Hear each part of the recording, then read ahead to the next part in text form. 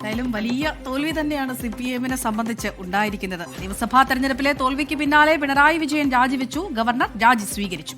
പുതിയ സർക്കാർ രൂപീകരിക്കുന്നവരെ കാവൽ മുഖ്യമന്ത്രിയായി തുടരാൻ ഗവർണർ നിർദ്ദേശിച്ചു. വിവരങ്ങളുമായി തിരുവനന്തപുരത്ത് നിന്ന് ഷഫീദ് റാവുത്തറാണ് ചേരുന്നത്. ഷഫീദെ, മുൻ നിശ്ചയിച്ച പ്രകാരം നാളെ ഒരു മന്ത്രിസഭായോഗമൊക്കെ നടക്കേണ്ടതായിരുന്നു.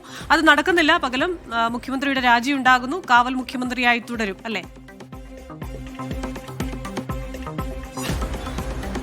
ക്രിസ്ത്യൻ അത് തന്നെയാണ്. അതായത് ഇക്കാര്യത്തിൽ CPM നേതൃത്വം വളരെ വേഗത്തിൽ കാര്യങ്ങൾ തീർക്കുകയാണ്. മാത്രമല്ല LDF-ന്റെ കോട്ടകൾ പോലും തകർത്ത വളരെ പ്രധാനപ്പെട്ട ഒരു വിജയമാണ് UDF ഇപ്പോൾ നേടിയിരിക്കുന്നതിന് പിന്നാലെയാണ് മുഖ്യമന്ത്രി പിണറായി വിജയൻ ഇപ്പോൾ രാജിവെച്ചിട്ടുള്ളത്. ഗവർണർ അദ്ദേഹത്തിന്റെ രാജി സ്വീകരിച്ചിട്ടുണ്ട്. പുതിയ സർക്കാർ വരും വരെ പിണറായി വിജയൻ കാവൽ മുഖ്യമന്ത്രിയായി തുടരും. 9 വർഷവും 11 മാസവും 9 ദിവസവും കേരളത്തിന്റെ മുഖ്യമന്ത്രി കസേരയിൽ ഇരുന്നതിന് ശേഷമാണ് പിണറായി വിജയൻ ആ സ്ഥാനം ഒഴിയുന്നത്. കൃത്യമായി പറഞ്ഞാൽ 3633 ദിവസങ്ങൾ പിണറായി വിജയൻ കേരളത്തിന്റെ മുഖ്യമന്ത്രി കസേരയിലിരുന്നു. 17 വർഷം പാർട്ടി സെക്രട്ടറി ആയിട്ടും പിന്നീട് 2 ടേമിലായി 10 വർഷം മുഖ്യമന്ത്രിയായും കേരള രാഷ്ട്രീയത്തിലെ ഏറ്റവും ശക്തനായ രാഷ്ട്രീയ നേതാവ് എന്ന അടയാളപ്പെടുത്തലോടുകൂടിയാണ് മുഖ്യമന്ത്രി പോകുന്നത് എന്നുള്ളത് ഏറ്റവും ശ്രദ്ധേയമായിട്ടുള്ള കാര്യം. വെറും 35 MLA-മാർ മാത്രമുള്ള അംഗസംഖ്യ കുറഞ്ഞ പ്രതിപക്ഷത്തെ നയിക്കാൻ പ്രായം 80 പിന്നിട്ട പിണറായി വിജയൻ എത്താനുള്ള സാധ്യത വളരെ കുറവാണ്.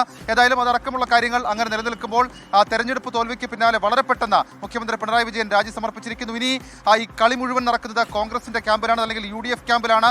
ആരാകും അടുത്ത മുഖ്യമന്ത്രി എന്നൊക്കെയുള്ള കാര്യങ്ങൾ നിശ്ചയിക്കേണ്ടത് AICC നേതൃത്വമാണ്. അക്കാര്യത്തിൽ ചർച്ചകളടക്കമുള്ള കാര്യങ്ങൾ ഇതിനോടകം തന്നെ ആരംഭിച്ചിട്ടുണ്ട്. ഏതായാലും നേരത്തെ ഞാൻ സൂചിപ്പിച്ചതുപോലെ തന്നെ 2016 മെയ് മാസം 25-ാം തീയതിയാണ് മുഖ്യമന്ത്രി പിണറായി വിജയൻ കേരളത്തിന്റെ മുഖ്യമന്ത്രിയായി സ്ഥാനമേൽക്കുന്നത്. സമാനമില്ലാത്ത പ്രകൃതി ദുരന്തങ്ങൾ, മറ്റു പലതരത്തിലുള്ള പകർച്ചവ്യാധികൾ അടക്കമുള്ള കാര്യങ്ങൾ അതൊക്കെ സംസ്ഥാനം നേരിട്ടത് മുഖ്യമന്ത്രി പിണറായി വിജയന്റെ കാലത്തായിരുന്നു. അതടക്കം പൂർത്തിയാക്കി 2 പ്രാവശ്യത്തെ ടേം പൂർത്തിയാക്കി മുഖ്യമന്ത്രി പിണറായി വിജയൻ കേരളത്തിന്റെ മുഖ്യമന്ത്രി സ്ഥാനത്ത് നിന്ന് ഇപ്പോൾ രാജിവെച്ചിരിക്കുന്നു. ക്രിസ്റ്റീന, അമൃത. ശരി, ഷഫീദ് റാവുത്തറാണ് തിരുവനന്തപുരത്ത് നിന്ന് വിശദാംശങ്ങളുമായി ചേർന്നത്. എന്തായാലും മുഖ്യമന്ത്രി നാളെ രാജിവെക്കും. ഇനി ആരാണ് അടുത്ത മുഖ്യമന്ത്രി എന്നുള്ളതാണ് ഏറ്റവും വലിയ കൗതുകം. അതൊരു വലിയ പ്രശ്നമാണ് ക്രിസ്റ്റീന. ഈ പറഞ്ഞതുപോലെ തെരഞ്ഞെടുപ്പ് അവസാനിച്ചത് തൊട്ട് കോൺഗ്രസിനുള്ളിൽ വലിയ തരത്തിലുള്ള ചർച്ചകൾ നടക്കുകയാണ്. ഇപ്പോൾ വലിയ വിജയം, ചരിത്രം കണ്ടൊരു വിജയമൊക്കെ കിട്ടിയെന്ന് പറയുമ്പോഴും ഇനിയുള്ള അങ്ങോട്ടുള്ള ദിവസങ്ങൾ ഏത് രീതിയിലായിരിക്കും എന്നുള്ളത് ഞാൻ എടുത്ത് പറയേണ്ടത്. ജനം ഉറ്റുനോക്കുന്നത് ഒട്ടും തട്ടുകേടില്ലാതെ, കല്ലുകടിയില്ലാതെ ഒരു മുഖ്യമന്ത്രി, മറ്റെല്ലാ പോർട്ട്ഫോളിയോസും വളരെ സൗകര്യപൂർവ്വം നിശ്ചയിക്കുന്ന ഒരു സർക്കാരിനെയാണ് ജനം പ്രതീക്ഷിക്കുന്നത്. നേരത്തെ നമ്മളൊരു മുന്നറിയിപ്പ് കൊടുത്തതാണ്.